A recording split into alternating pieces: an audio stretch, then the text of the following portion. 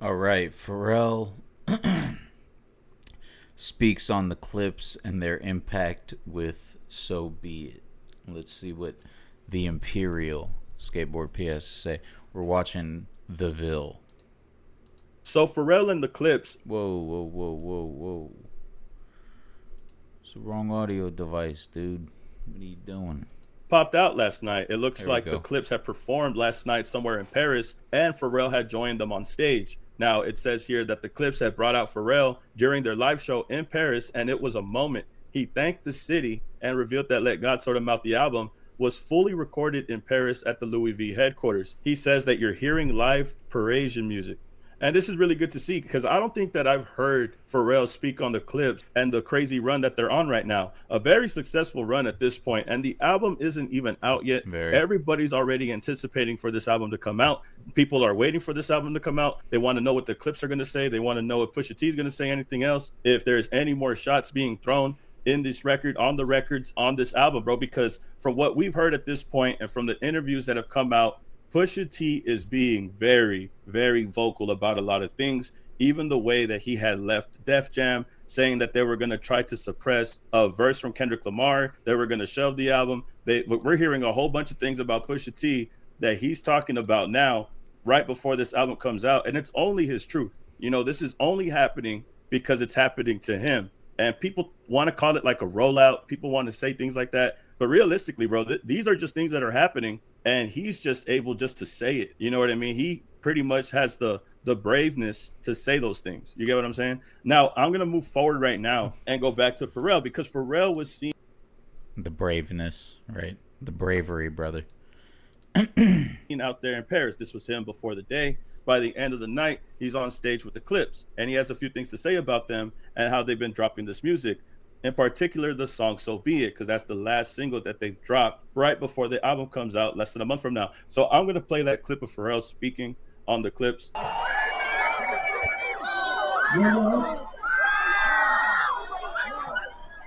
First, I just want to say thank you so much for having me and my family in Paris. But I gotta say something real quick. The DJ that was just in before, her name is Izzy Boston.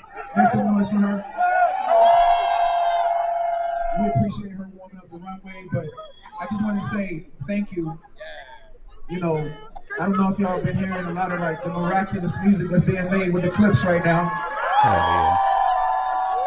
I just want you to know that all of that music was made right there in Paris.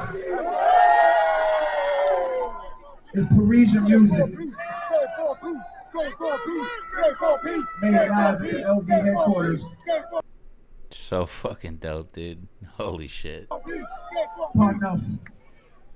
So I'm not gonna take up too much of your time, but just want to let you guys know how inspirational Paris has been for the last 2.5 years while we've been here. The incredible music that's just happening. You know how it is, man. So be it, so be it. So be it, so be it. I think it was very funny the Hell way that yeah. Pharrell ended that, bro. So be it, so be it. Anything else that he could have said, he should have said, but nah, he kept it simple and he kept it very strategic. If I'm gonna say so myself, bro, if you say so be it, so be it. That's basically the record where the Clips are shaking up the game right now. That's the record that got everybody talking. That's the record that is going up right now. And this is the reason why people are anticipating this album. Not only that, like I said, it goes back to the whole situation with Def Jam. They were trying to suppress Pusha T and his music and his art because they wanted to be political and try to prevent this music from coming out because of the Pathetic. optics that they had on this. They had these political optics and the way that they saw it, that it was going to be detrimental. It was going to Yeah, I hate politics, bro, in every facet. be bad. You know, if Pusha T had came out with a verse with Kendrick Lamar, it would have made their father company UMG look bad, you know, in the eyes of Drake or whatever. So this was a whole big deal. This is a big deal within itself, right? And people say that this is like some type of rollout, bro, and I don't get that. It's just something that happened to Pusha T, and he's being very, very open about it because a lot of people choose to be quiet about things like this. A Yeah. lot of people choose not to say anything because they fear that they might get sued or they might face financial burdens or go in a lawsuit of their own. Who knows? Maybe they just don't want to deal with the mess. you know, and they choose a safe route. Pusha T right here is letting you know, bro, that I do not fear the things that are happening. If anything, I will pay the money because he paid 7 figures. He paid the money to leave Def Jam, to leave that situation and go with Rock Nation with Jay-Z, just so that way he could Legendary. drop the album the way he wanted to, the way that Hell he yeah. intended it.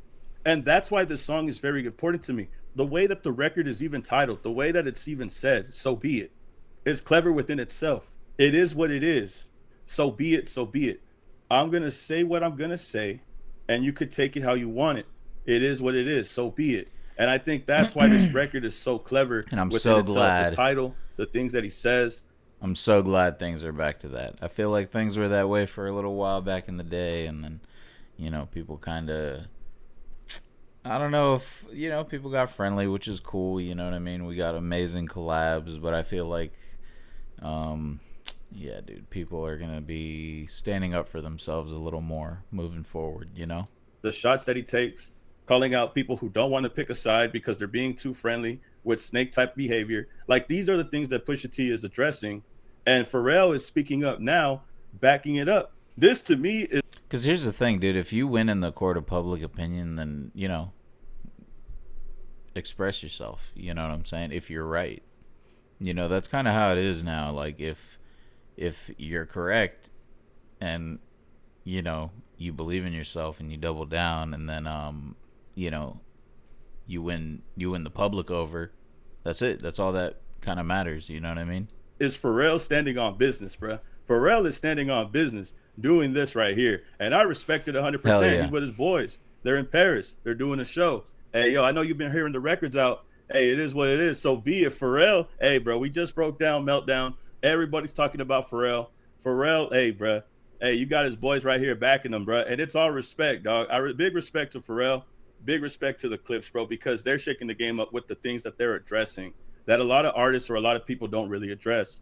The whole idea of being suppressed, the Clipse are facing that and they're being vocal about it. And I think that's why this record, the way that it's titled and the anticipation for this album coming out is very exciting because it's like, wow, this is like actually artists that are fighting for what they believe in and are wanting to get their art, their music out there and whatever things that they want to say, despite how you feel about it, it is what it is. So that's what I think. That's what I feel. That's why I want to listen to this album. And like I said, I'm glad that Pharrell was able to. Yeah, that you can feel the conviction behind everything. You know what I mean? That's kind of, yeah, bro. It's very inspired, and it feels like there's, you know, a lot of conviction behind what they're doing, behind what they're saying. You know, like they mean that shit. That's kind of, you know, to speak up. I think him saying the title of the song meant a lot within itself, and he's letting you know I'm backing up whatever the Clipse are saying. What they say, whatever they on, I'm on. So be it, so be it. Yeah, bro, and Pharrell's so humble, dude. You know, he's doing a speech and he talks about everyone but himself, you know? Talks about the DJ who just finished DJing. Talks about the Clipse and, you know, shouts out Paris, you know what I mean? Yeah, dude, what a great guy, you know what I mean? Hey, bro, that's how I interpret this, bro, to be completely honest with you, man. So far, we only have 4 songs that we know of currently. It's Ace Trumpets, Chains and Whips, So Be It, Birds Don't Sing. Now, Chains and What about Mike Tyson, that Mike Tyson song? Whips, obviously some people heard it if you've seen the Runway, Pharrell's Runway show that he did in Louis Vuitton. There's a clip on it on YouTube. You could probably check it out if you want to hear it. But as of right now, we only have 4 songs. But from what I know, from what I've seen, if you save the album right now on Spotify or Apple Music, it's going to show you that there's 13 songs from the whole entire album. Nice. So this is kind of like 1/3 of the album already. And this 1/3 of the album got everybody talking, bro. Everybody's looking up this song. Ace Trumpets, preferably.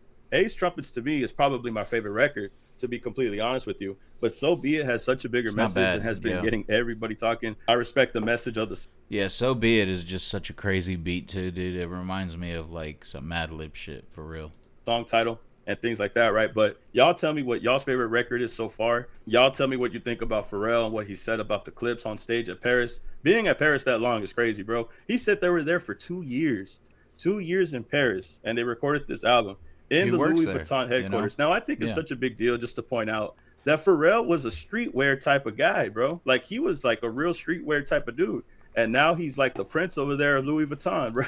Right, dude. Skater shit, you know what I mean? Thrasher shirts. Bape, you know what I mean? Yeah, dude. Like it's a very impressive. It's a very impressive look, bro. Just from a fashion sense, you know, like he was really into fashion, you know, kind of like the streetwear type of thing. And now you're recording an album in the Louis Vuitton headquarters as the man in charge of the menswear over there at Louis Kanye's over there like, oh, it should have been me. V. Clap it up for Pharrell, y'all. That is very impressive, and it's cool, man, that he has friends like the Clipse Yeah. and Kendrick Lamar that are gonna inherit the beef. You know what I mean? Yeah. Inherit. Yeah, bro. Like when you're a good person, I feel like you attract, you know, other good people. You know what I mean?